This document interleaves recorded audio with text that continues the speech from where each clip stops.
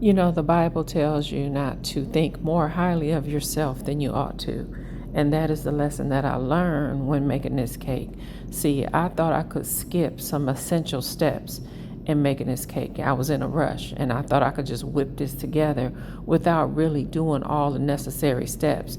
One being, if I was going to use stabilized whipped cream frosting for this, I needed to make that stabilized whipped cream frosting the day before and let it sit in the fridge overnight. And also, I should have paired it with frozen cake layers. The two together would have held up underneath the weight of all of the filling that I was trying to incorporate. But I skipped those two steps, thinking that I could just throw this together and everything was going to be okay, and it was not. And I found out very quickly.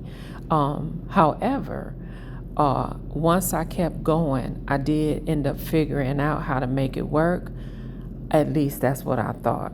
So what I ended up needing to do was eventually deconstruct it, put it back together, let it sit in the refrigerator.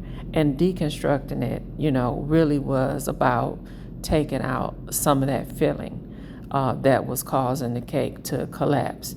So because the cake needed to be cold, it really needed to be cold. The icing needed to be cold. The cake layers really should have been frozen, and then I would have been able to stack it as I needed to. But I ended up putting it back together. I have an extra cake layer sitting over there on the side, and that's what I ended up using. And I ended up putting it back together and sitting it in the refrigerator for a good 30 minutes.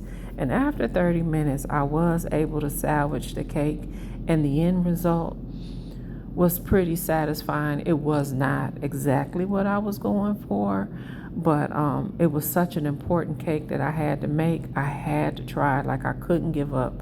I had to make it do what it do. So I hope this inspires you to never give up, to keep going. It ain't always as bad as it seems, and you can salvage anything. Happy baking.